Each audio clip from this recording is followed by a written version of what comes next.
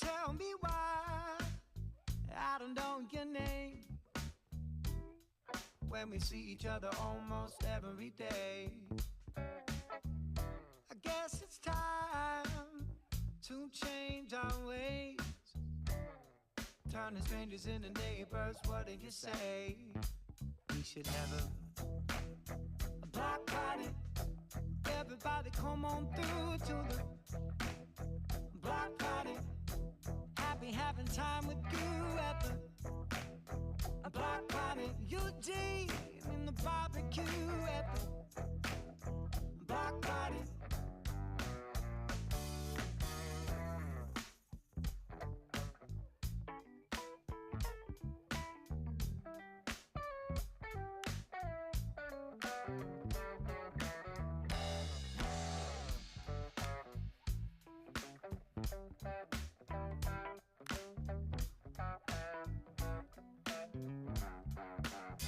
Ginger lemonade and sunny weather. Just one rule, don't act a fool and only bring the pleasure. Mix in some Tanqueray, no need to measure.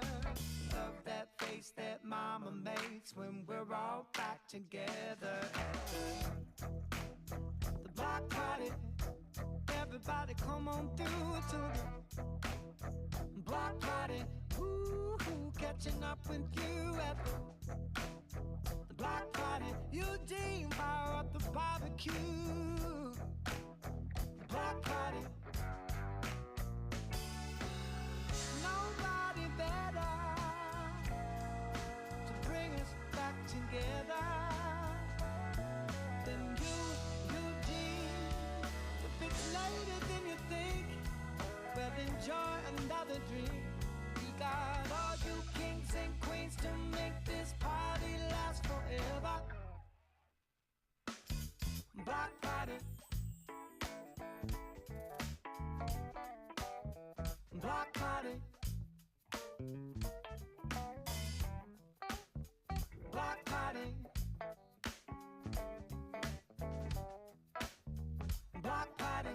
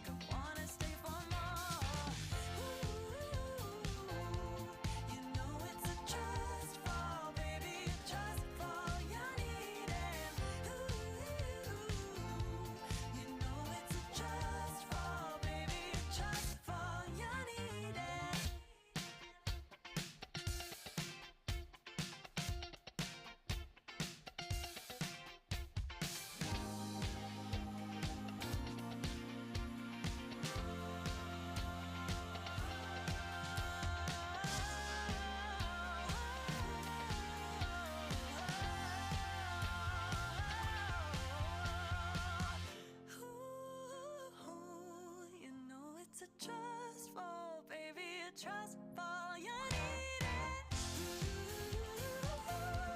You know it's a trust fall, baby, a trust fall. You need it.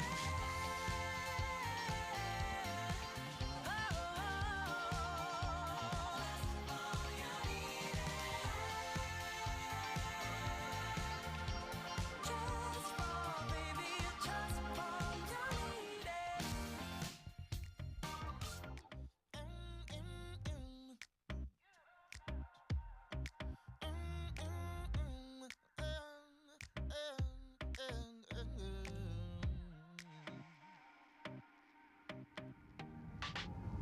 A rocket in a crowded room,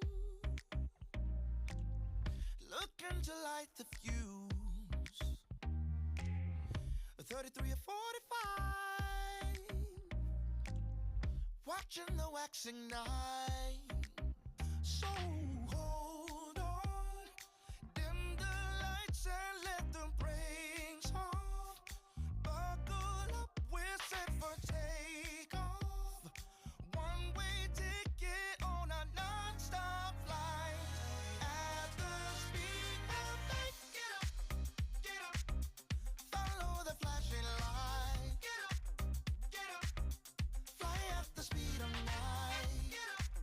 Get up, that's the horizon line. Get up, fly at the speed of light. A rocket on a crowded floor. Good afternoon, everyone. If we can just make sure everyone takes their seats, we're going to get our program started in just a minute.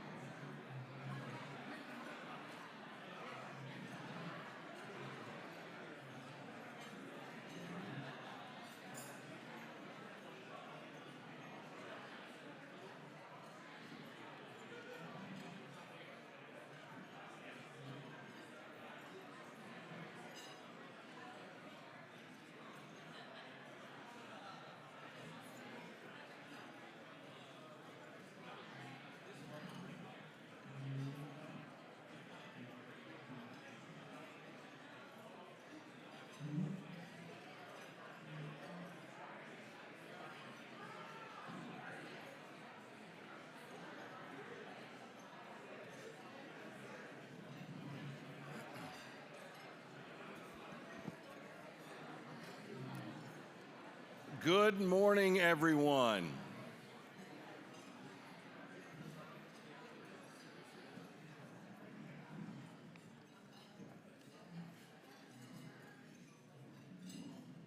Good morning.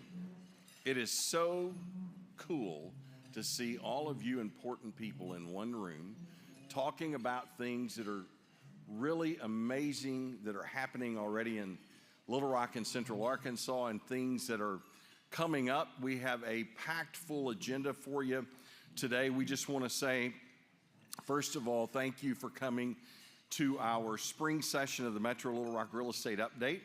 We're grateful for everyone here, both from the standpoint of our real estate professionals, developers, investors, and community partners that are in the room today.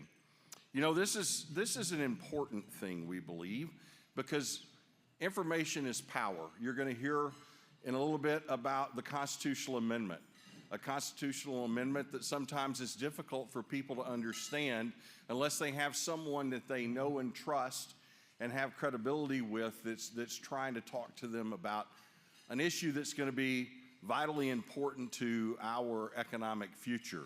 So it's these meetings that give us the opportunity to do that. And I want to begin today by thanking our generous sponsors who make these types of things possible.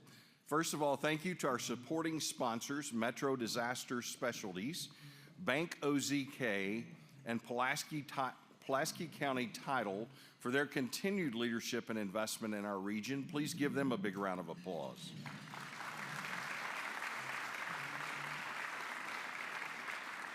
And thank you to our gold sponsor, Centennial Bank. Let's give them a big round of applause. I always knew Gordon and gold were the two things we ought to put in one sentence. Where is Gordon? Is he here? All right, I can't make fun of him if he's not here. So we have a great program ahead. To kick us off, I'd like to introduce someone who works every day at the forefront of growth and opportunity in our region. He's someone that probably needs no introduction to this crowd. He's someone that we've been blessed to have on our team for several years now. Obviously one of the best there is in the business, not only from the standpoint of this state, this region, but I will say this, also this country. He's doing amazing work for us. When I say us, it's the collective us. Please welcome with me the Vice President of Economic Development for the Little Rock Regional Chamber of Commerce, Jack Thomas.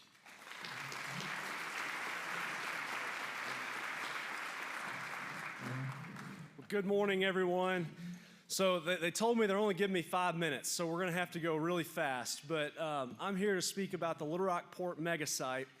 And over the course of the next 5 minutes, we're going to answer 5 questions. What is a megasite? Where is the Little Rock Port Megasite? What are we hoping to attract? What's the impact of a mega project? And then also, what can we control and what's outside of our control? So first, what is a megasite? Well, if you ask any site selector or anybody that's in corporate real estate, the general agreement for a megasite is 1,000 acres intended for a single large industrial user. 800 contiguous buildable acres with robust utility infrastructure, a heavy transportation network, and then a workforce that can actually support a mega project. And we'll talk a little bit more about that. So where is the Little Rock Port Megasite? It's not lost on me that many of us that live in this community may not even know. You may have read about the megasite, but may not know where the megasite is. So the Little Rock Port was created on paper in the 1950s, and as it has grown south and it's grown west. And you can see this imagery here with the first picture in 1985, and then how the port has grown through the years. That southern expansion has led us to a site that currently is 875 acres on the south edge of the port. So if you're going to the airport's exit 3, the next 2 exits are the Little Rock Port. So on the far south, or far east side of Little Rock, adjacent to the Arkansas River. So what are we hoping to attract? I talked about a mega project. A mega project can be defined as a 1,000 job plus multi-billion-dollar capital investment, user of port services, whether that's rail or barge, with significant supplier impact across the region, that with suppliers that come in and need to locate maybe at the port, maybe in Little Rock, maybe across all of central Arkansas. And that could be across a number of different industries, whether it's a steel mill or metal processing, semiconductors, pharmaceuticals, appliance manufacturing, battery manufacturing, and of course the golden egg of economic development, which is automotive manufacturing. What's the impact of a mega project? You can see a few headlines here from when BMW located in Spartanburg, South Carolina, about how BMW transformed not just Spartanburg, not just Greenville, but all of South Carolina, how it turned South Carolina into a supply chain hub. And the economic impact of that project is over $26 billion of contributions to their regional GDP. 43,000 jobs that were created as part of that supply chain within South Carolina. $3.1 billion in total wages. and salaries that were created as a result of that single project. So it's a project like that that's very aspirational for us that we hope to attract to Little Rock on this site. What can we control? What can't we control? What we can't control is the level of activity and the number of projects of this scale that are out there in the marketplace. We hope to see all of them, but we can't control the companies that have projects of this scale. We also can't control soil conditions. We also can't control being behind a levee, and that's risk that sometimes can be posed to companies. We can help mitigate that risk, but those are things that we can't control. And speaking about the level of activity and the sheer number of these opportunities, a great example of this is the Memphis Regional Megasite that landed a $6 billion investment from Ford. And this headline here from the Memphis Commercial newspaper said that for nearly 15 years, the Memphis Regional Megasite remained a vacant site, rejected by each potential tenant that considered it. That contributed to hopes of thousands. And then it says, you can't see it on the screen, but it says that made Ford's decision to invest $6 billion all the more fulfilling after 15 years of waiting. We host site selectors in our market each year, and a couple of years ago, one of the themes that they touched on was this theme of strategic patience and emphasizing the idea that super sites and big projects don't happen overnight, but they also won't happen without strategic investment in site development. And the quote at the bottom of this is from a guy named Robert Boehinger, who is a site consultant with KPMG. He's represented Hyundai and several others. And he said, your time is coming. You've got to be prepared. So what can we control? We can control our preparation. And for the last 10 plus years, this community has worked to assemble this site and ultimately certify the site last March, which for lack of a better term is the achievement of a 50-point due diligence checklist to make sure that this site is shovel ready. That was achieved last March. We can also control due diligence. We've done all the cultural, the phase 1, the endangered species, the environmental, the geotech, wetlands reports. We've done all that work. Workforce readiness, utility prep. As it stands today, we now have water to the site. We have funding to get wastewater to the site. There's a new substation that's pictured here with the transformer being installed on the northwest corner of the site. And in total, the infrastructure improvements to prepare this site now exceed $51 million in a combination from the Little Rock City Board of Directors, the federal government, the state, as well as the Little Rock Port Authority. $51 million in proactive site development to get this site ready to go. What we can control, being on the radar screen. We spend significant resources at the Chamber to market this community and specifically this site. We host some of the nation's top site selectors in our market each year. Many of you have been part of that effort over the last couple of years. We proactively go visit, whether it's site selectors or companies in their markets to pitch Little Rock. We're hosting some of the world's top corporate real estate executives in Little Rock in April through the Industrial Asset Management Council. And then we go to a number of trade shows and site selection conferences to tell Little Rock's story and get these opportunities for our community on the radar screen of these companies. And then lastly, what we can control is community development. And being a place that people want to live. And when we talk about mega projects, I go back to an example in the late 80s with Oklahoma City and their pursuit of United Airlines.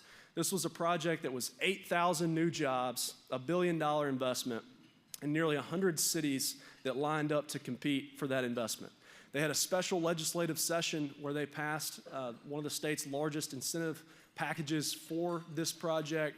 The citizens of Oklahoma City voted to tax themselves to raise another $120 million in incentives. That measure passed by 72% of the population. And all of a sudden, those 100 cities that lined up to compete were down to 10, and then down to 4, and then finally down to 2. And those final 2 cities were Oklahoma City and Indianapolis. And the United CEO told the mayor of Oklahoma City that Oklahoma City's proposal had been, by a large margin, the best prepared, the most organized, the most professional, the most courteous, and the most responsive. But they lost because of one reason. And the CEO said, we can't imagine our employees living there. And at the end of the day, that's why they lost this project. And we can talk about all of the aspects that go into site development, but one thing that is within our control is being a city where people want to live. And I think all of you in this room, our leadership, contributes to this. I think this is something that we're continuing to get right, and I think it sets the stage for the conversations like we're having today. So thank you all for the chance to be here. If you want to learn more specifically about the Little Rock Port Megasite, you can go to littlerockportmegasite.com, and that is my cell phone number. I'd be glad to meet with anybody. So to transition here from future-focused development to a project that is much closer to opening its doors, I'd like to welcome Kim Karicki with the North Little Rock Events Center.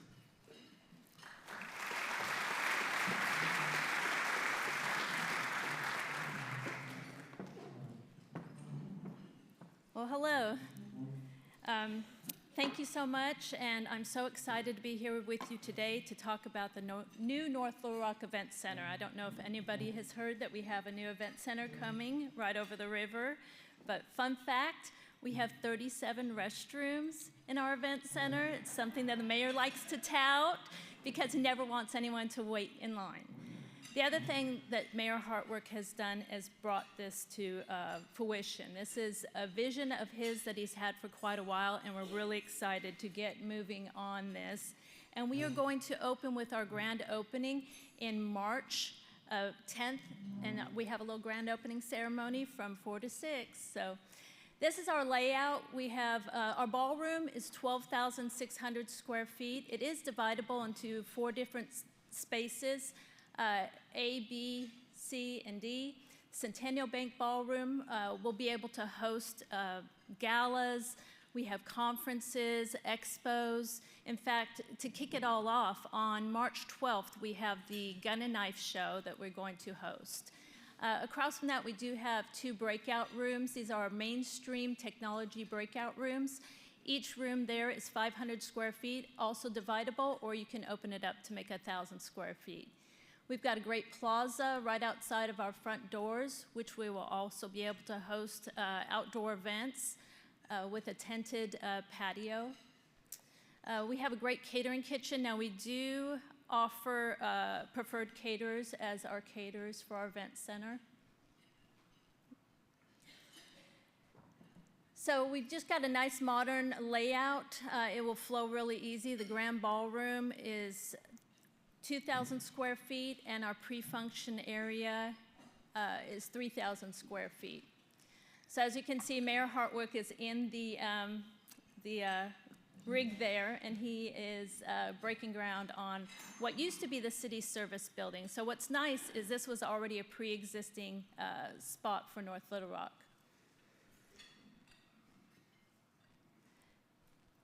And the beautiful growth that we're going to have is that we've already sparked 2 new hotels to break ground. They're already in the developmental stage. If you look over the river, one is 4 stories high already, and one is about ready to get moving on that. So it's really exciting to see what all is coming to North Little Rock, just having this sparked off.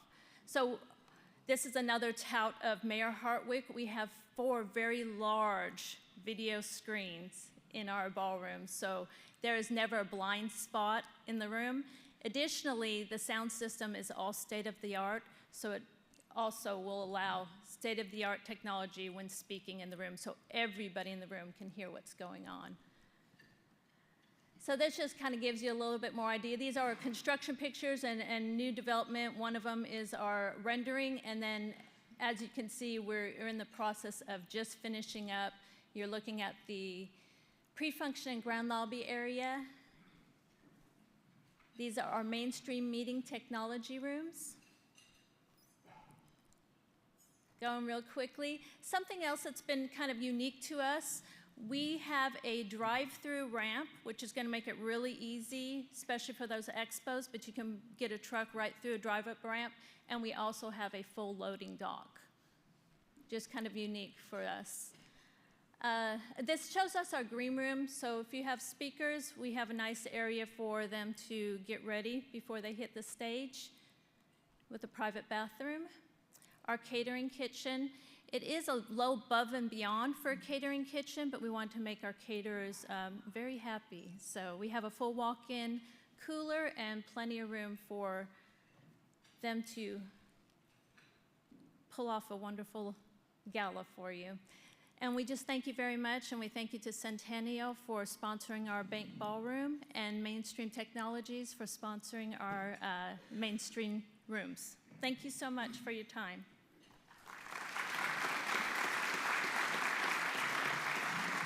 And I almost forgot, I do apologize. Development is shaped not only by buildings, but by policy. That brings us to a very important conversation of the day. I'd like to welcome Gabe Holstrom and Cliff McKinney to the stage to give us an overview. Thanks.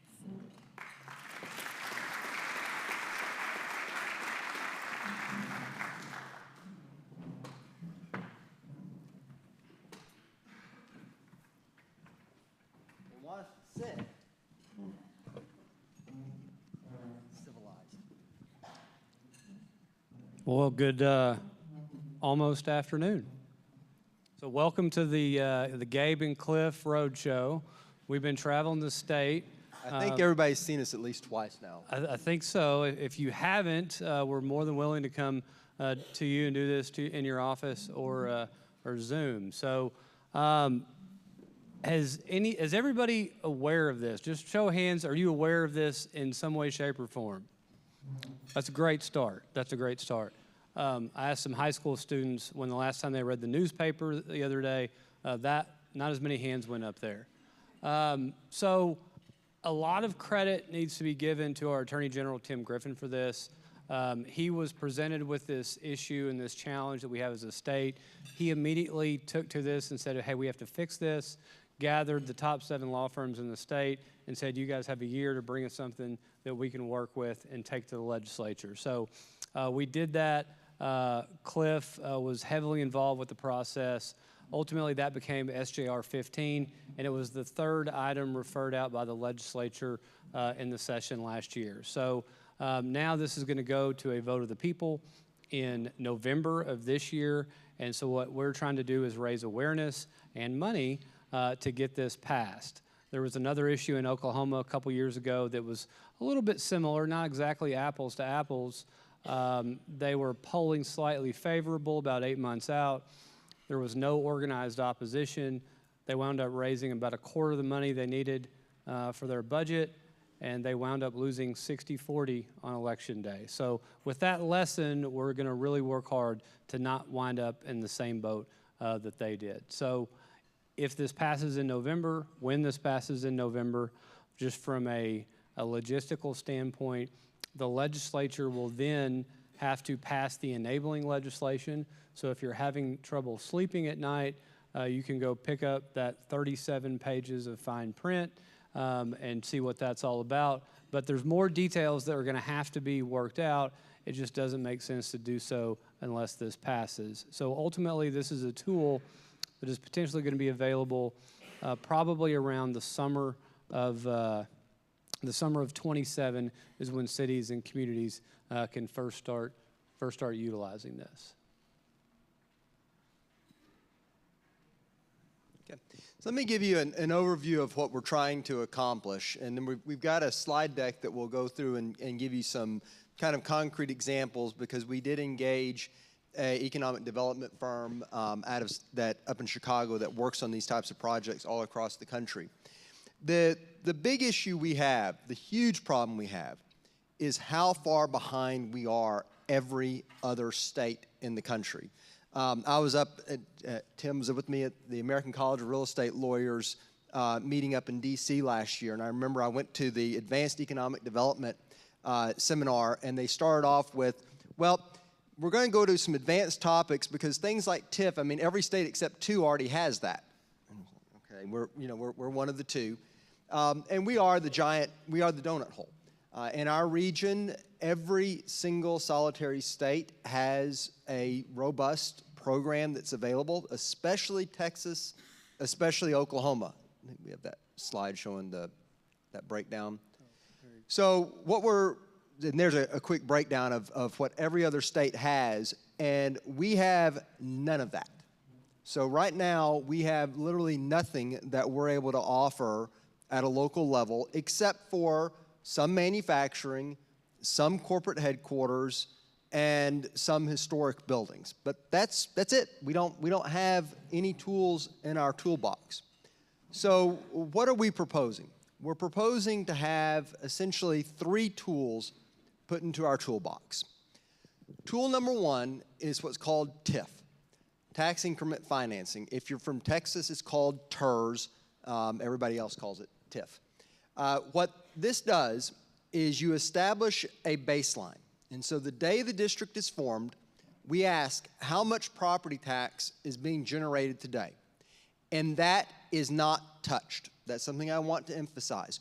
We are not taking a single dollar that goes to schools or anybody else today. Everything they're getting today stays.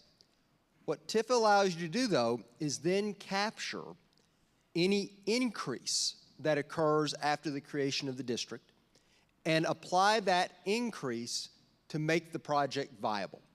And what you typically do with TIF is you bond it. And so you'll work with a bonding company, you'll project how many dollars will be generated with the increase of the new project, and you're able to monetize that day one and make the project happen. This is used daily in every other state. I mean, this is kind of like the beginning of economic development. That's TIF. The second program is what's called STAR bonds. This has actually been in the news a lot lately. This is what Kansas just recently used to move the Chiefs from the Missouri side to the Kansas side. They use STAR bonds for this. STAR bonds are identical to TIF, except they use sales tax instead of property tax. So same concept, but sales tax based. And we've structured this to where you can combine those. So if you've got a retail type development, you could actually go ahead and bond both the property tax increases and the sales tax increases minus the state's portion. The state's 6% is not included in that. And then the third program is what's kind of lovingly called in the industry 380 agreements. It comes from Texas Code Chapter 380. Texas uses these constantly. What these are highly flexible rebate programs, as well as programs where the government can collect some of the money and use it for economic development within a targeted area. And probably the best way to explain this is to give you an example of the first one of these projects I ever worked on, which was over 20 years ago. And that's, by the way, a side note. Texas passed their amendment to do this back in 1989. So we're just a little bit behind on them. But first time I ever did one of these. My client was coming in, putting in a new retail development, and we were going to be doing some water upgrades. We were going to be doing some sewer upgrades. We were going to be putting in a turn signal. But the city came and said, hey, look, we know that you're going to make this whole area of town grow. So what we would like you to do is we want you to put in a much bigger sewer line. We want you to put a lift station in. We want you to put in water. We want you to put in a full signalized intersection, and we want you to pay for all of it on your own. Now, that's kind of a normal conversation here in Arkansas up to this point. But here's where the conversation changed. And then we'll rebate your sales tax until you've recouped all of the cost of the infrastructure that you're putting in. It cost the city nothing. It cost the city, my client had to finance it. My client had to do the work. My client took 100% of the risk because they had to open, operate, and start selling stuff in order to get that sales tax rebate. And once they recouped their infrastructure costs, then the rebate went away and it went right back. Texas uses these constantly. If you want to get a good idea, and I try to encourage people to look at this, so they've been doing this since '89, but in late 2021, the state legislature created a new requirement that every time you have one of these projects, you have to do a summary of it and put it on the Texas Comptroller's website. There are thousands of them in Texas right now. The other day, just to give you an idea of the volume, I had the browser up on Monday. I refreshed on Wednesday. There were 18 new ones that had been added. That's the volume at which they're doing these in Texas. If you really want to see a state or see an area where they're doing this, and we'll talk about one of these specifically, go to Texarkana. Everybody realize that we have some treaties in Texarkana where if you're in Texarkana, Arkansas, or Texarkana, Texas, you pay the same taxes. You can go to in-state, you get in-state tuition at both UT and U of A. What's different between the two sides of the border? This. This is the difference. And if any of you have been to Texarkana lately, there's a major difference between their side of the border and our side of the border because they use these programs. We've got some examples of some real economic incentive projects that are up here. This one was one that was done in Houston using a 380 agreement where they did 4,200 new housing developments. And that's, by the way, something I want to also point out. The way this program is designed, it can be used for everything except solar farms and wind turbines. Anything else the state legislature is going to allow. So we can use this for retail development. We can use this for manufacturing. We can use this for housing. And by the way, this is the program that Texas has used to solve their housing crisis. Obviously, Texas has been growing like crazy. They're struggling with this. I was looking at a project the other day where the city said, all right, developer, if you'll build X amount of affordable housing, if you'll build X amount of single-family housing, and you'll bring in Y amount of retail, plus put in a nice streetscape, make it look nice. That was literally built in the agreement. It had to look nice. Then the developer gets half, just half, of the property tax rebated to them until they recoup $27 million. I mean, so there's lots of flexibility with these programs and how they structure them. Star bonds, there's one in Manhattan, Kansas. $23 million public investment now generates $47 million in annual economic impact, developing their Museum of Art and Light, which they used a star bond to do. This one, I actually hate this one because we can't do this on our side of the border and they do it on theirs. This is Texarkana, Texas side. They did a TIF and also had a 380 component. They took the Grimm Hotel, which was a 1925 hotel. Do we have any old hotels in Arkansas that might need some rehab? And they were able to take that and they now turn it into 93 affordable housing units. It's now no longer a fire trap. It's now no longer someplace where criminal element comes. It's now someplace people are living and keeping and looking nice. Right over in Oklahoma City, they used TIF, and they have a program similar to Texas 380 as well. They generated more than 6,000 jobs in 5 years with a targeted development on this. I could go on or not. Chattanooga, anybody been to Chattanooga lately? That's a place that has reformed itself using this. So maybe talk a little bit about the lens that the drafting committee worked on. Sure. And what types of projects here in Arkansas would be eligible for something like this. So when the drafting committee was working on this, and we spent an enormous number of hours trying to develop this and make this work. When we were doing it, everything that we designed in the proposal is stress test against 3 different things that we stress test. Number 1 was, could we use this in a community that is now a food desert? We have places in Arkansas. I'm on the food bank board of directors. I hear these reports. We've got places in Arkansas where you have to drive 30 to 40 minutes to buy a tomato because there's just no grocery left in their community other than, maybe some frozen food at the local gas station. And these folks don't have even the ability to pay for their gas.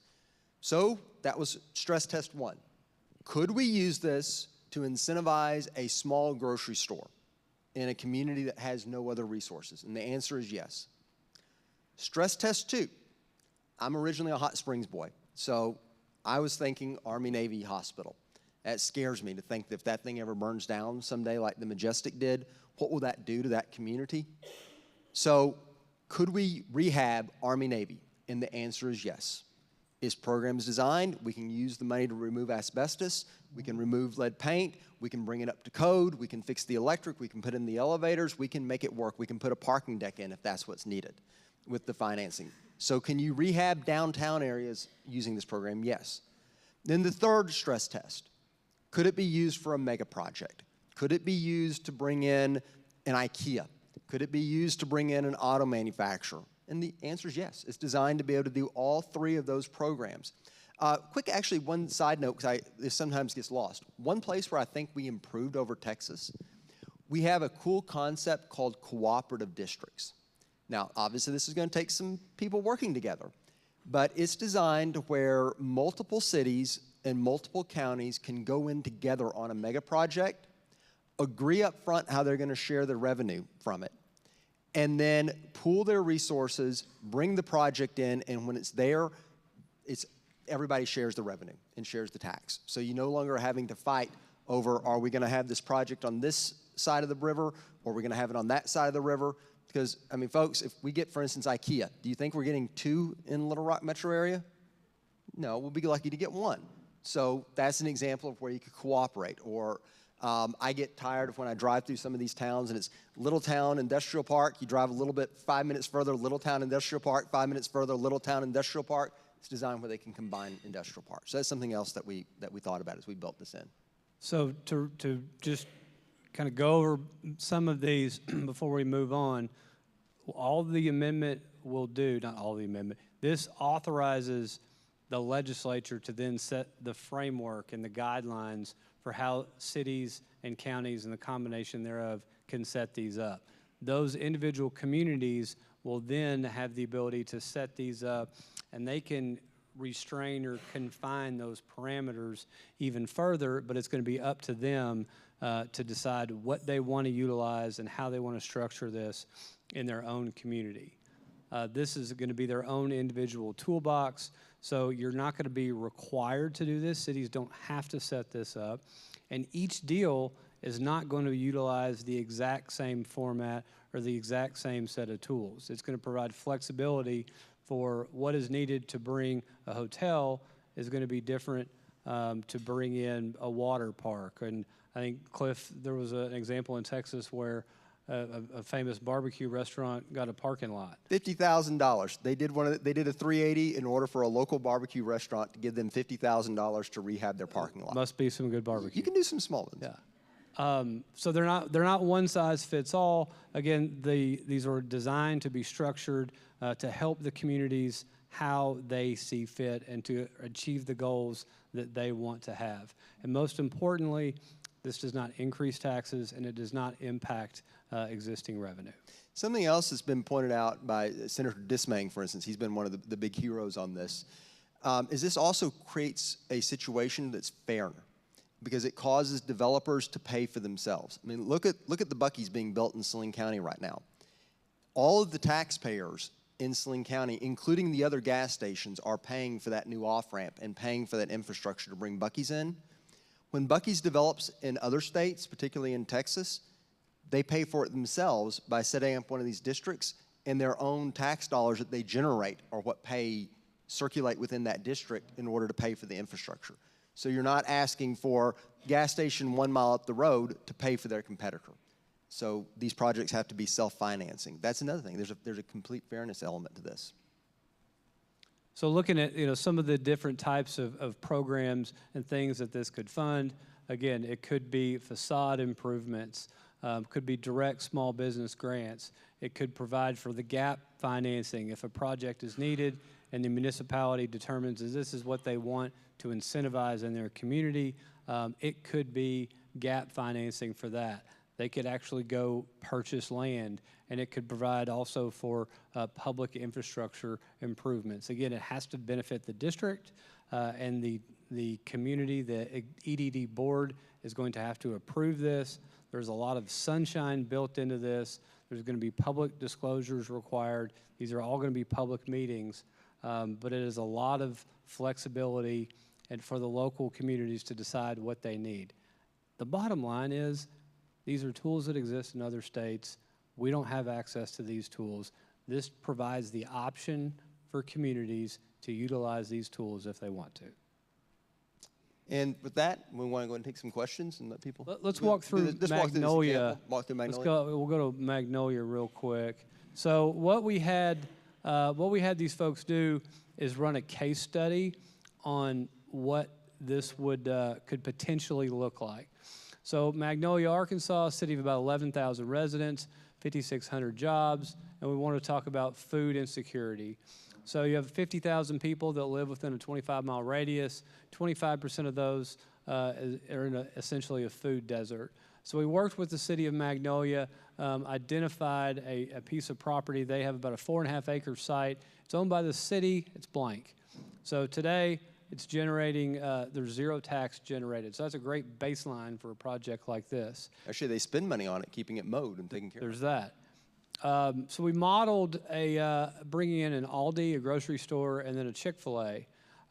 So you see their millage rate, their property tax is 45 mils, the city sales tax of 2.25, and the county sales tax of 1.5. So it's a total, and then you see what they're estimating, about 5.2 million in sales for the Chick-fil-A and about 12 million for the grocery store. So we modeled a 25% incentive. Now, we didn't really get into the details of how that's going to be used.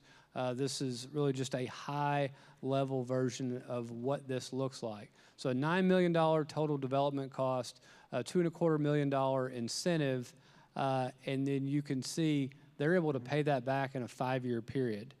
The overwhelming majority of this comes from the sales tax being generated. Even in areas outside of central Arkansas and northwest Arkansas, we have relatively low property tax rates, and that's reflected in the amounts you see generated here. So again, the vast majority of the money comes from the sales tax, but they're able to get, and this is if you utilize all of the additional revenue, but they can pay back that $2.25 million inside 5 years. As Cliff noted, a lot of areas they cap it at 50% of the new revenue. So that in 10 years that would be paid off, but immediately they would start seeing a benefit to the community. So that, again, essentially that's a case study, but this always works well. I don't know if anybody in this room likes to ask questions. We have a very reserved audience tonight. Sorry. Quick question. What's the downside? Why would voters vote against this since it seems like such a no-brainer for elevating our state? So, great question, Chris. There are 3 issues on the ballot. So the first 2 are very easy concepts to wrap your head around. The first is going to be, we're going to vote on putting the right to bear arms into the state constitution. Again. The second is going to be that we're going to put that you have to be a United States citizen to be able to vote. We're going to put that in the state constitution. And then the third is to allow for the creation of economic development districts. So you have 2 very simple concepts and a highly complex concept. So it's really voter apathy and misinformation. Going back to what happened in Oklahoma, there was no organized opposition, just a bunch of people screaming on Facebook. And that is going to happen. That's why it's important that everybody in this room is aware of this. So when your friends and neighbors and people that you do business with ask you about it, you can tell them, no, this is a good thing. This gives us what we need as a state, and this is going to help us move forward. And just to be blunt, we're going to have to raise money for the ad campaign, because if we don't have an ad campaign, it's going to fail. I mean, that's the bottom line. Every single person in this room is going to benefit from this in more ways than one. I'll just go ahead and say it. Every single person in this room should be pitching in for the ad campaign. Question? Hey, Cliff. Yes. That'll work. Here it is. How much money do you need? Gabe? So right now we have a budget of about $3 million based on the road initiative that was passed in 2020. They raised just over $2.2 million, and that passed by 56%. So essentially that money is going to, the vast majority, the overwhelming majority is going to go to television, and that'll get you about 6 weeks of statewide television coverage. Don't forget my pencils and church fans. Cliff is not going to get his pencils or church fans. Gabe, I think we have time for one more. Yeah, so if it passes in November, how quickly can a deal or a municipality take advantage of it? Good question. So right now the legislation is drafted. I think I know it's going to need some tweaks, but it's basically done. It's sitting in interim study at the state legislature. So what will have to happen is once the amendment passes in January of 2027, the state legislature will have to take up the final version of it and pass the final version. unless it has an emergency clause, which those can be hard to get, it would be August 2027. Now, that being said, I already know of quite a few people that are already in pre-negotiations with cities, and honestly, I'm actually encouraging folks to do that. There's absolutely no reason. You can't lock it in, you can't lock in your rate, but you can go ahead and start pre-negotiating and have projects ready to put shovels in the ground. And I mean, I've been talking to a lot of folks about this. We're into the billions of dollars worth of money that's ready to come into this state at this point if this passes. And I feel very confident just from the number of out-of-state developers who I have talked to. I mean, it's going to be an enormous amount of projects that will come.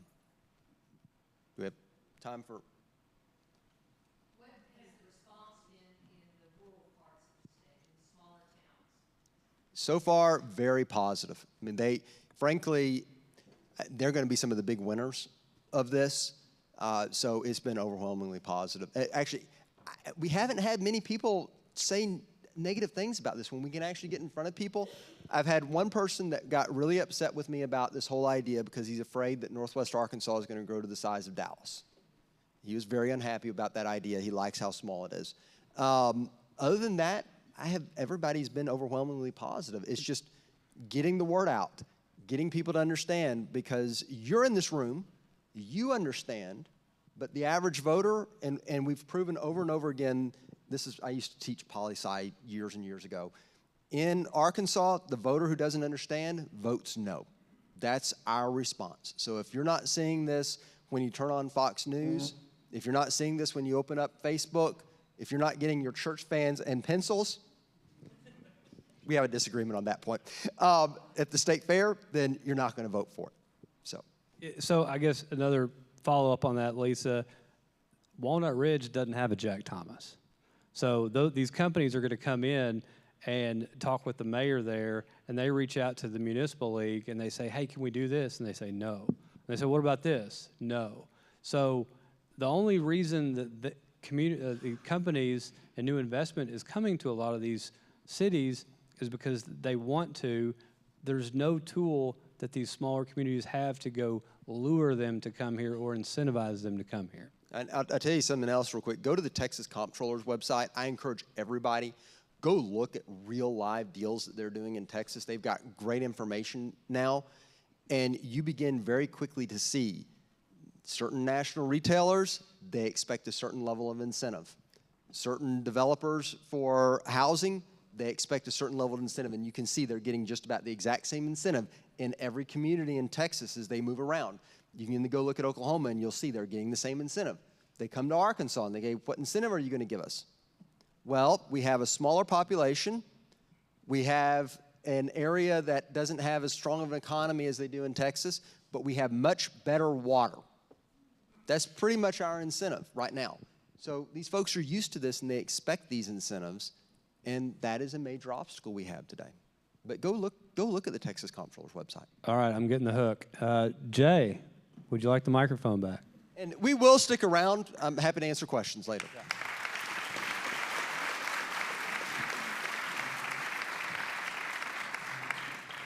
Thank you, Gabe. Thank you, Cliff. And Michael, if you will, please come up here and join me. I'm going to give a real life story. We were working a project several years ago where it was a major retail project. They were used to what you just walked through in other states and asked us about our STAR bonds and the ability to do increment financing through STAR bonds. And the answer was we didn't have it. And so we very quickly put together a constitutional amendment and asked the legislature to put it on the ballot. At that time, we didn't have the opportunity to put together a campaign that would really be able to educate the people of Arkansas with what we were trying to do. And also, it was only about one project. We felt like our best chance of winning was to not say anything because of the other two issues on the ballot. Unfortunately, that didn't work. And so here we find ourselves 10 years later doing the same thing again, but much better based upon what the Attorney General has done in bringing together this group of people that have been working for well over 18 months. So the one takeaway, when people hear incentives, they think somebody's getting something from them. But the one takeaway of this issue is this will cost our existing school districts, our existing governments, nothing. They still get what they've been getting, and once the increment pays for the infrastructure investment, they're going to get way more. So when you're talking to your friends, this truly is an incentive to get other people to invest in our state, and in the end, we actually benefit from that. So we could talk about that for another hour or two, and probably will as we get between here and November. But I am blessed to be joined both digitally, videoly, or whatever you would say that, Pace, by Pace Burt. And Pace, help me. I used to have a friend that lived where you live. Is it actually pronounced Albany, Georgia? Can you hear me okay? Yes. Perfect. No, it's Albany, Georgia. Albany. Everybody He likes always to say told me Albany. it was Albany. I think that's because he was from up north. Well, how do you pronounce pecans? Do you say pecan or pecan? It's tomato. Okay. Please welcome Pace Burt with Pace Burt Inc. Well, thank y'all. And we also have Michael Roy with Woodcrest Capital. So it's interesting, we bring ourselves together and we talk about really important things, and we talk about projects that you folks are investing in other states and what you see from a positive from that perspective. But we wanted to turn that around a bit and bring two guys in here who have invested, who are from other states, to talk about what they're doing and why, and hopefully obviously give us an opportunity to help them grow, but at the same time create growth from spurring us to do different things. So, Pace, I'm going to start with you. Give folks a quick overview of who you are and what you've done in Greenville, South Carolina. I've absolutely been amazed. Well, perfect. Thank y'all so much for inviting me. Can everyone hear me okay? Yes. Perfect. So I apologize for not being there in person. We had obviously planned on going to Mexico today, and as you probably imagine, we canceled that trip to let things settle down a little bit. But my name is Pace Burt. I'm from Albany, Georgia. I'm 64 years old. I've been doing multifamily since my mid-20s, mainly starting out with duplexes and quadruplexes. And then as we moved on, we started doing larger communities throughout the Georgia, Alabama, and South Carolina. Starting in 2004, we moved probably 70% of our attention on historic preservation, repurposing of historic buildings. And like y'all are talking, incentives are the reason why we got into that business. And it's not a get-rich scenario when you're dealing with incentives such as property tax abatements or historic tax credits. We need those things to offset the extraordinary cost in putting these buildings back online. So it's very, very critical. And I'm glad to see that Arkansas finally, in the last couple of years, implemented a historic tax credit program, which they were the only state in the entire union except for Tennessee, and even Texas has a historic tax credit that didn't have a historic tax credit, and that's why so many of the larger buildings sat vacant. But we're excited about Little Rock. Love to talk more about any of your questions that you have.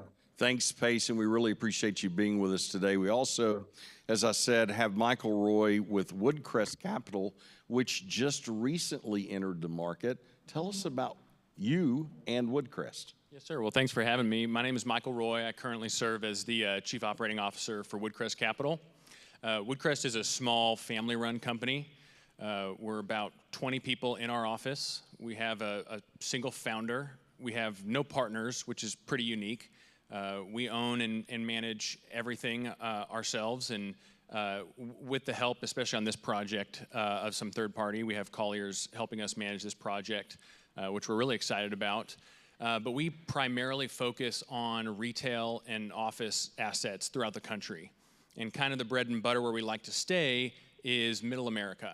And so maybe think of kind of from the south on up to Michigan, Wisconsin, and new to Little Rock. And we're really excited about it. It's not for lack of trying. Arkansas is actually a great place to invest, and it has been for a long time. It's not easy to find deals here, but we're really excited about Regions, and we think we're going to bring something fresh to the building and hopefully something that the town can really appreciate and grow with us. So thank you. Before I pitch it back to Pace with the same question, Michael, give us kind of your thoughts as to what really attracted you at this moment in time to come here and make the investment in Regions. Well, specifically with office, there's a really short window of opportunity, and that window's probably closing. But when there's a lot of fear in any market in commercial real estate, there's always opportunity for an investor to get in, and that's kind of what we saw with office.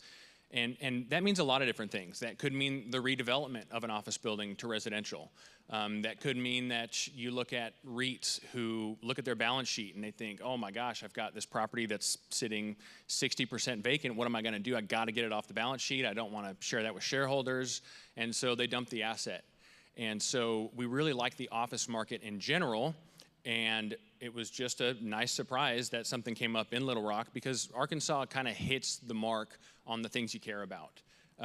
There's the economic side of it, which is kind of the boring stuff to talk about, but you guys have steady, big industry sectors, whether it's government, healthcare, finance, you check all the boxes. And then the second part is the culture part, and you don't always get that with a place that you invest in, something that aligns with your culture and values. We don't typically invest on East or West Coast. We really stay in Middle America. And one thing that we've found in Little Rock, talking to tenants and brokers and people who we've been working with on this project is, you know, you treat people fairly and you treat people with respect and you do the right thing, even if it doesn't serve you. And that's sometimes hard as a landlord because everything costs money and a handshake means something and your word means something. And so we love that we get to invest here. I truly mean that. And we've got a lot of cool stuff planned for Regions. So, Stacey, I just want to make sure that was on film, that we can use that with all of our other projects. Fantastic. Pace, tell us what initially brought you here. Well, the Little Rock apartment market actually was underserved and still is. And so that, you know, obviously, when we were contacted early on about looking at the old VA hospital, we certainly did our market surveys and found that the market was extremely strong. Rents were a little bit less than what we wanted, but it was a great market. Everybody was in the mid-90s, which you see a lot of more interest in that community now since the market's doing so well. So we really follow markets that aren't giving out a lot of incentives. And we found Little Rock to be that place. Very quickly, I know that obviously you're on to additional projects here. Give us an update as to where you are, both not only with the VA rehabilitation, but also what you have going in AT&T and other places. Perfect. Yeah, the VA was, as the old saying goes, if I knew then what I know now, it was a monster. So it was a tough building to get done, but we're so excited about it and all the awards that it's receiving. The building was completed about 6 months ago, and we have 210 units, and currently we are 95. We have 95 units already rented, so it's just in a matter of months. So we're getting five leases per week. So we're excited about that. The project's being completed, well received. Being part of that SOMA area and Petaway have been a big benefit that we can kind of spin off of. We have a lot of tenants that ride their bikes to these locations. So we're full blown, amenities are all done, everything's done. We're doing a little more extra parking right now, but that project is complete. The AT&T is 112 units, I believe. And we are at the sheetrock stage on that building. And so we're excited about that building. Great views of the Capitol and the Arkansas River and downtown, big units. And that's what we tend to have that in these large historic type buildings. You've got so much space. It's hard to believe that the VA being almost 400,000 square feet, that you're only able to get a little over 200 units. So we made sure the units are large, and they've been well received. Michael, from the standpoint of regions, give us your assessment as to where we currently are today and what Woodcrest sees as its potential going forward. Sure. So we're 60 days in, and so everyone I talk to says, "Oh, I hear you got exciting stuff. What is it? What's coming?" And we do. We've got a lot of awesome stuff coming. One of the things we're trying not to do is just impose our agenda. We had plans from the previous owners that had, race car simulators and putt-putt courses, and I mean, just extravagant. Maybe it shows well on a tour, but stuff that maybe doesn't serve the tenant well. And then the flip side was, maybe the deals had to look a lot more market because you're trying to implement multi-million-dollar amenities that maybe don't serve the tenants well. And so the two pieces of what we're trying to accomplish, the first is awareness. I think there's a lot of people who don't know because they haven't been to the Regions building maybe in several years. And when you walk in and you see the renovated lobbies and the elevator that'll take you up 30 floors in 30 seconds, it's a little scary how fast it is. But we have pharmacy, restaurant, coffee shop, barber shop. We have bulk document printing for large firms, covered parking, 24/7 security. We have rentable conference rooms and training centers.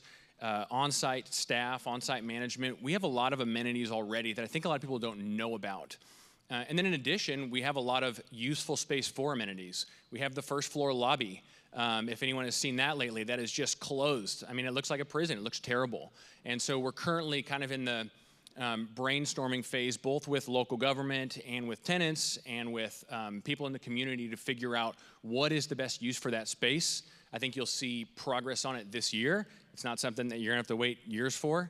And then the top floor, the 30th floor, if anyone's been to a wedding there or remembers when it was the Little Rock Club, we think that there's a very viable possibility that that'll be brought back quickly. It won't be the Little Rock Club, but we think that as a venue, I mean, it's stunning. It is, you take this room and you put it on the 30th floor and you have panoramic views of downtown.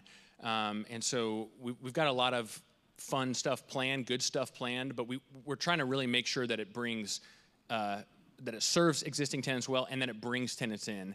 And that's the second part, is bringing tenants back. And so I think downtown has seen a little bit of a depression in occupancy. And there's really no reason. If you look at the suites that we have, a lot of people don't know this. If you were a counselor or a therapist or a doctor and you needed 1,200 square feet, we've got it move-in ready today. And guarantee we've got the best deal on it anywhere in Little Rock. If you're a mid-sized real estate firm or a title company and you need 3,000, 4,000 square feet, we've got it as well. But if you need 60,000 square feet, unfortunately, we've got it as well. So we've got a lot of space. And I think the idea has been that maybe the building's not open for business, or maybe, what am I paying $25 a foot for? Well, there's a new landlord here, and the new landlords, we want to make headlines, especially those first few big deals. We want them to be in the paper about how good they are, and that's also the window of opportunity. Is tenants have some bargaining power now if you're going to move, and we want to be that landlord that does the great, crazy head scratcher deal. We've talked about this for several years, and I think today's program with both Michael and Pace kind of brings home the fact that if we want to redevelop or develop more, obviously having people living in the downtown area is really, really important. And so while you may not think of these two projects being attached and joined at the hip, and along with some of the others that you're going to hear about in a few minutes, these are vitally important investments to make sure that the overall economy of downtown Little Rock and Central Arkansas in general continue to grow. So we know a little bit about you, but one of the things that our Kansans are always wanting to know is, who are your people?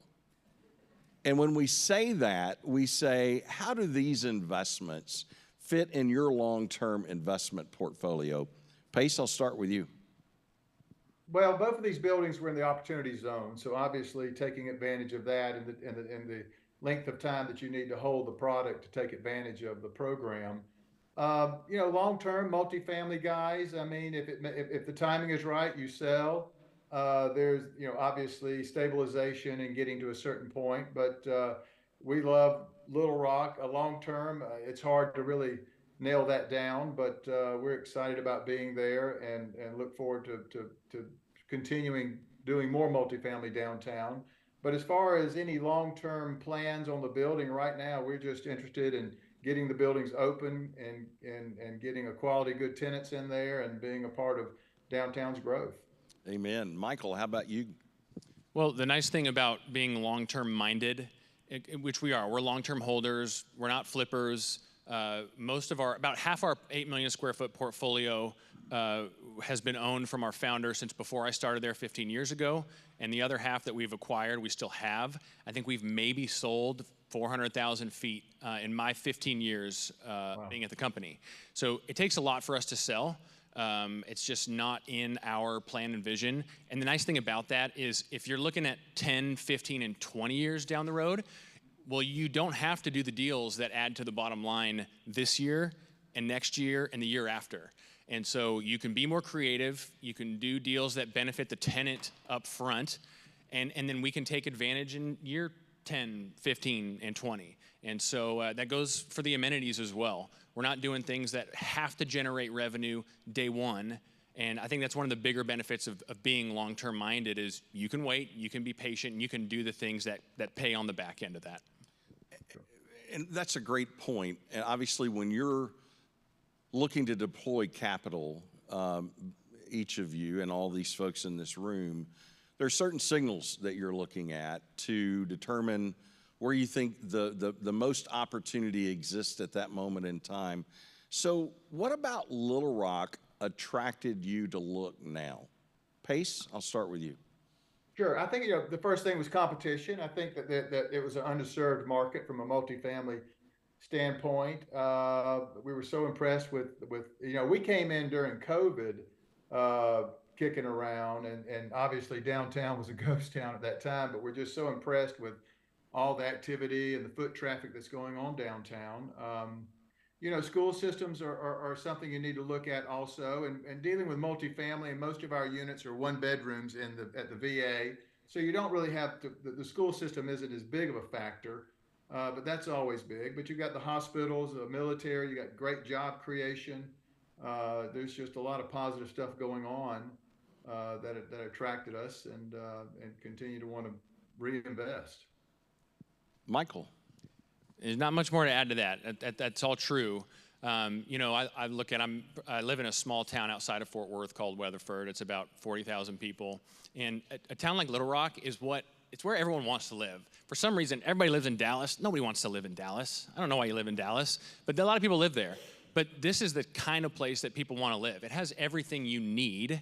It has a very stable economy, but you still get a small town feel. I mean, everybody knows each other, and that's awesome. And so that in itself is what can attract you to a place like this. And then the opportunity in the market, which is still there, it still exists. But there's been great opportunity in the office market these past couple years. So before we open it up to questions from the audience, I'm curious from each of you. Issue 3, and I don't know, Pace, how much you heard about the constitutional amendment that we have pushing forward in November to better take advantage of tax increment financing, sales tax, revenue bonds, those types of things. When you're looking at places for investment, how big of an impact does that normally make in bridging the gap? As you're talking about historic tax credits, Pace, and bridging the gap between financially feasible and this is a place where I want to put my capital. Sure. Question for me? Yes. Yes. What's interesting with these with these buildings, the VA is a perfect example. We spent over $200,000 per door, per unit in the renovation cost when we knew that the actual value of that project was probably only around $175,000 to $180,000 a door. So how do you narrow that gap? And that's through the incentives and obviously the federal and state tax credits. if Governor Hutchinson had not began the process of implementing a historic tax credit, like I mentioned, Arkansas was one of the only states in the union that didn't have it. We wouldn't be there, and I don't believe that the Attorney General's office would have ever moved, because those tax credits, we wouldn't be doing the AT&T building. And so it's all about stacking these incentives, and it's not a get-rich scheme, because like I mentioned, we're spending a lot more than the buildings are actually worth, and without the tax credits, these buildings don't exist. You know, Arkansas, I think, is the only state that I've ever been to that doesn't offer some type of property tax incentive as another layer to incentivize people to come and renovate these historical buildings. And sometimes when you deal with small communities like we have throughout Georgia, these incentives are sometimes the only thing that the downtown has to bring people in. And it's absolutely critical that the legislators continue that program, and you continue to come up with creative ideas how to get developers like myself interested in Little Rock. Michael, any add-on to that? Well, they matter a lot. For us, you know, we'll be here regardless of if this passes or not. But I'll share an example in the retail sector on how we used this in Texas, really practically. We owned a piece of land in the town that I live in Weatherford, back when Weatherford was a population of about 20,000. And we had this piece of land, and we had thought about developing it. The numbers didn't quite make sense, and so we were talking with the city, and we said, you know, what incentives do you have? And they said, well, we can do a sales tax rebate program. And so the way it worked is we built the center, and we didn't get $1 of help for building the center. We built the center, a Class A neighborhood center. This wasn't where Home Depot or TJ Maxx was going. This is where Tropical Smoothie Cafe and the local nail salon and the local Mexican restaurant, that's where they filled up. Really nice center, really beautiful, lots of a combination of some mom and pops and some smaller national tenants. And the way that worked is that property ended up generating X $100,000 of sales tax dollars that previously weren't there. And we would get a check for a small portion of that, 20% or something like that. And so because we built it and then new tenants moved in and it generated new sales tax dollars, well, that helped us in our underwriting, because it's pretty simple for us. We look at what it's going to cost us to build and how much money we can bring in, and knowing that we got an extra $30,000 a year, it moved the needle. And so there are many ways that this does not just bring the big companies, which it can do, but this helps smaller mid-sized companies all across the board. So we're certainly for it. That's fantastic, and obviously something that we in Arkansas have missed out on for quite some time, and we're looking forward to having the opportunity to compete in that environment for a whole host of projects and a whole host of different industries. So before we let these two guys go, are there any questions from the audience? And if you have a question, wait for a microphone or Pace will not be able to hear you. Here we go. Pace, get ready. All right. Thank you. My question actually is for Pace. You mentioned opportunity zones. It's something that I utilize as well in development. Can you tell this group a little bit more about the importance of opportunity zones for your investing? Well, as we were mentioning earlier about selling things, we are long-term holders, but when we did sell several years ago, we were able to take advantage of the opportunity zone, which more or less kicked that can down the road on when you were going to owe your capital gains. So you were able to reinvest that money tax-free for a number of years until you paid, and then you got a small discount. I think it was at year 10. Which I think next year is the year of reckoning, when all these opportunity zones need to pay their taxes. So we'll see how that goes. So, but you know, it's important. Like I say, it's just another layer. It's another incentive. It's another way to get banks motivated, because typically with the capital gains that you're saving, you're able to increase your equity in the project, which, as we all know, the banks are expecting more and more every day. But yeah, you know, the opportunity zone is mainly just a deferral program and gives you a small discount. They want you to hold it for 10 years, and it has to be a designated opportunity zone. So we took advantage of it, and it was just another layer of getting the project. Because if you look at the VA, you know, a lot of people would be of the dogs. If you look at the VA, it was a big project, and we needed a lot of things to come together. Mayor Scott was instrumental in getting that project off the ground also. So we appreciate him and several other people. I'm sorry. Great. I think we have another question back here. Did I see someone? Up, that may have actually answered it. All right. I'm getting the hook, as Gabe said, from the person who is the keeper of all things that we don't thank enough. Would y'all give Stacy Wilson a big round of applause?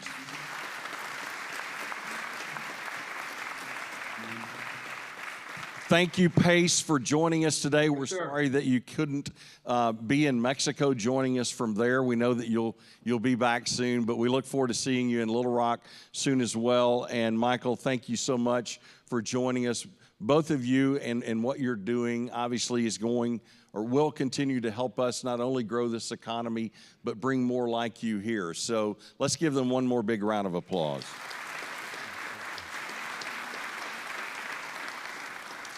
Okay, we're going to end today with some rapid fire opportunities for some projects that are actually happening right now. It's my understanding, let me see if I get this. We're going to start first with Colliers. We're then going to go to the Hathaway Group and then finish with Kelly Commercial. So can I get the Colliers representative to the stage? Hi. Hey, Jay, thank you. Thank you for everybody for coming out today. Great presentations so far.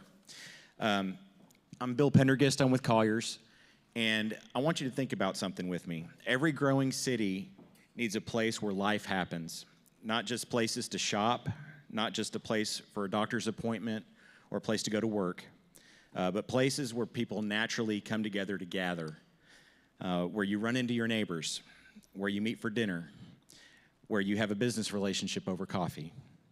In Little Rock, we believe the next gathering place is the middle. Most commercial developments are designed for efficiency. You pull in, you park, you get your goods or services, and then you leave. It works, but it doesn't build community. The middle is different. We're creating a walkable, mixed-use community destination where businesses benefit from each other, where people actually want to stay for a while and come together. The middle is a 10-acre mixed-use development at Rodney Parham and Cantrell Road, right off the I-430 Cantrell exit. Approximately 77,000 vehicles a day, one of the busiest corridors in the whole state. We sit directly in front of the First Security and West Rock headquarters, right down the street from Banco's EK headquarters, placing us right in the middle of one of Little Rock's fastest-growing business corridors. We're surrounded by established, affluent neighborhoods like Pleasant Valley, Robinwood, River Ridge, the Heights, lots of customers just with a few minutes away. And the regional bike trail connecting the Two Rivers Park will run directly through our development, bringing pedestrian connectivity that you rarely see in commercial projects. Businesses can lease space, but what's different here is that business owners can actually own and participate in ownership in land or buildings or partial owners of medical buildings, retail buildings, and similar. Instead of just paying rent, businesses can build equity in the place where they work. That's a very rare opportunity for a commercial project like this in Little Rock. The middle is ideal for businesses and investors who want to be a part of a vibrant, walkable destination, including restaurants and retailers, medical and office professionals, service and wellness providers, community, recreational, arts and culture uses, and long-term investors who seek ownership in a prime location. Several parcels are already sold or are under contract, and construction is planning and underway, and there's still property available. This is not just a concept, it's happening. Years from now, I hope that people will come together and say, let's meet at the middle, and we'd love to see you there too. Thank you.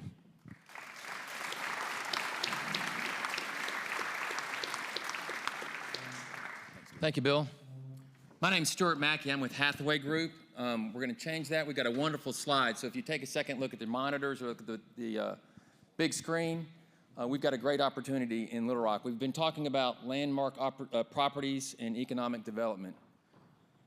Over 20 years ago, the Little Rock Junior League took an opportunity with a landmark property and put some economic development money into it and created an opportunity where we can celebrate community every day. Weddings, CREC meetings, plug for that if you haven't signed up for that yet, business meetings, and women doing a lot of great work throughout the city. We've got a third floor with small rented offices, a small kitchenette, and we've got a kitchen in this building that a lot of chefs, I think, would love to be in. It's the Junior League did this up right. So great historic property. Believe it or not, there's only been 3 owners of the property in the last 115 years, so you get an opportunity to be the 4th owner. This property is at the corner of downtown, it's at the corner of the Main Street corridor and MacArthur Park Historic District. There's your kitchen. And the River Market. So centrally located, easy to get to. It's an 18,000 square foot building with its own parking. It's on a little bit over 1 acre of land. It's an opportunity for someone to come back into downtown and continue to use this headquarters location for a large group that meets regularly or wants to share their space as it's being done now. It could be used as a corporate statement for an office group that wanted to come in and really be a good member of the downtown community. And it can also be used for historical investors, and you've heard some of the benefit there. This is, the Junior League put money in it 20 years ago, updated it by primarily putting in air conditioning, but we've got a wonderful ballroom, we've got what I would call a card room, we've got the crystal room, the colonial room. If you've got questions, I've got flyers to share with you afterwards. So this is an opportunity to invest in downtown Little Rock, to continue to run it as an event center and do it strictly as a for-profit event center if you want to do that. Again, you could be the 4th owner. That's hard to say of most of these buildings in downtown. And hopefully, the next buyer will see this as a great opportunity to contribute to the fabric of the downtown Little Rock. That's all I've got. We've got someone from Kelly.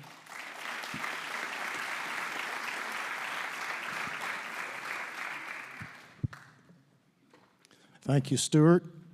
My name is Hank Kelly. I'm glad today to talk to you about a property that's got real soul. It's resilient, it's tough. It lived through the tornado of March 2023. And ladies and gentlemen, we're back alive and well. So imagine with me DeLuca's. Imagine Flyway Brewery. Imagine the new Film Alley. Mount Fuji's restaurant. The Root Cafe, and by the way, Root Cafe is bringing Farmers Market to Breckenridge this spring, so please come and visit. In addition to these established restaurants that we've got, which brings real local flavor to Little Rock. I don't know about you all, but when you have a client come into town and you want to go out to eat somewhere, do you want to go to a chain? No. You take them to a local restaurant that gives the flavor of Little Rock. And I want to thank David Stracely and Chris Johnson because they helped us finance this project through thick and thin.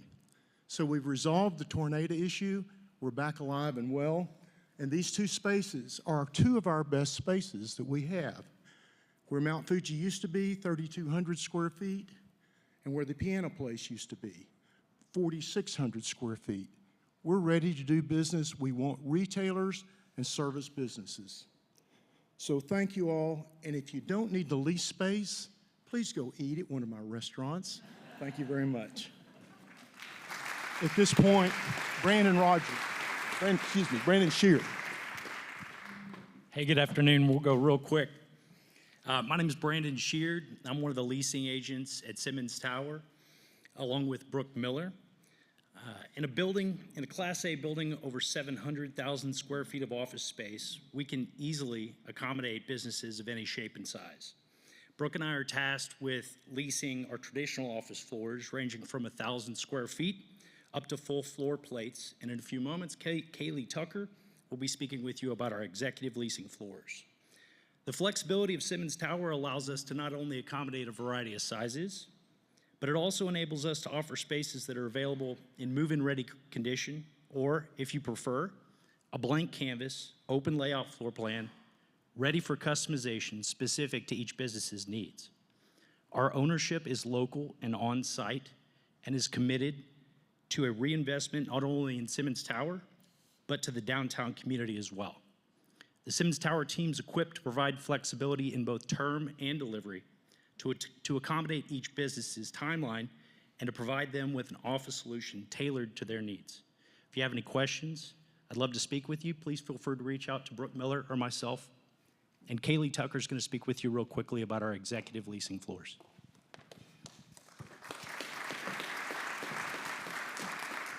Good afternoon. My name's Kaylee Tucker. I'm the building manager for the Simmons Tower just down the street here. Our Simmons Tower is really unique in that we have 3 full floors of executive centers. What that means is we have over 120 units of executive suites, which are individual offices leased on month-to-month terms. The Wi-Fi is included, the hardwire internet. We've got a full kitchen and break room on each of the floors. We stock all the coffee for you. Our tenants enjoy access to our building's fitness center with locker rooms and showers. We have 8 conference facilities available to tenants, seating anywhere from 4 up to 75 individuals. And we're really excited that later this year, we're going to be expanding our executive suites and flexible offerings to the 34th floor. And these suites are perfect for startups and small businesses, those looking to scale without the initial long-term commitment that you get from a traditional lease. As Brandon mentioned, our ownership is local and on-site, which makes for a really quick decision-making process. We say, give us 24 hours and we can have you in a space by this time tomorrow. At Simmons Tower, our slogan is take your business to new heights. And I've had the privilege of watching many of our tenants do just that. They'll start in a single office and need additional space as they hire new employees and even graduate off of these floors and up into the high rise. So if you have any questions or would like to come see for yourself, we would love to have you.